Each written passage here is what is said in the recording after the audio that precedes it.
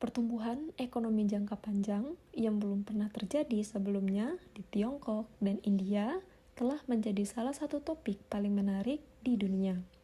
Hal ini disebabkan oleh fakta bahwa hampir 40% populasi dunia tinggal di kedua negara ini. Dengan demikian, pertumbuhan ekonomi yang tinggi di Tiongkok atau India akan mengubah keseimbangan ekonomi, politik, dan lingkungan global. Pada pembahasan kali ini, akan menyajikan hasil resume dari buku yang berjudul Shaping the Development of Developing Countries, Focus on China and India, karya Jiří Novosad dan Robert Stoyanov. Hanya berfokus pada bab 5 yang membahas model pembangunan ekonomi Tiongkok dan India.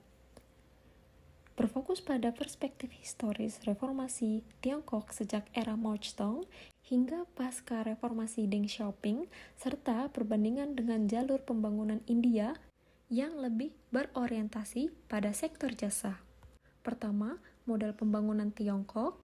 Di Tiongkok dibagi menjadi 3 fase, yaitu pertama, pada 1978 sampai 1983, menargetkan sektor pedesaan dan pertanian bertujuan untuk membangun fondasi pertumbuhan melalui peningkatan produksi pangan dan efisiensi pedesaan. Kemudian, munculnya TVES atau usaha berbasis kepemilikan kooperatif sebagai sektor dinamis yang menyerap surplus tenaga kerja pedesaan meskipun kemudian menurun karena persaingan swasta. Kemudian fase kedua pada 1984 sampai 1991 mempercepat reformasi urban dengan menentukan harga oleh pasar, terbentuknya badan usaha milik negara, dan kebijakan pintu terbuka yang membentuk kawasan ekonomi khusus seperti Shenzhen dan Xiamen untuk menarik FDI. FDI terus meningkat dari 1,7 miliar US dollar pada 1985 menjadi 60,3 miliar US dollar pada tahun 2005. Fase ketiga sejak 1992 fokus pada privatisasi badan usaha milik negara bergabung WTO pada tahun 2001 dan pertumbuhan GDP rata-rata 9,5% per tahun dari 2001 sampai 2005. Pembangunan Tiongkok meningkatkan ekspor dari 9,8 miliar US dollar pada 1978 menjadi 762 miliar US dollar pada 2005. Namun, ditemukan bahwa kesenjangan yang cukup parah antara wilayah pedesaan dan perkotaan sehingga dinyatakan sebagai pengangguran terselubung dan ketergantungan pada FDI Asia. Kedua, model pembangunan India.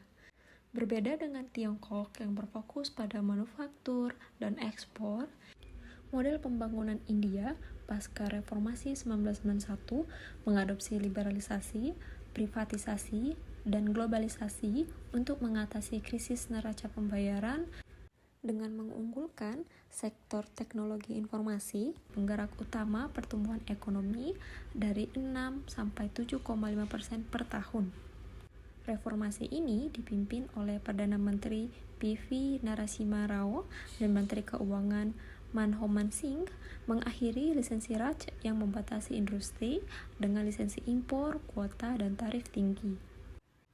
India memiliki tingkat ketidaksetaraan lebih rendah dibandingkan dengan Tiongkok, namun memiliki infrastruktur lemah dan regulasi tenaga kerja yang kaku, sehingga menjadi penghalang untuk pengembangan manufaktur dan tidak mampu bersaing dengan negara-negara berkembang lainnya. Di dalam buku tersebut, Tiongkok dianggap sebagai bengkel dunia, sementara India sebagai kantor belakang dunia. Lalu ada pertanyaan, apakah posisi kedua negara dalam pembagian kerja internasional ini akan berubah di masa depan? Terima kasih sudah mendengarkan, sampai jumpa.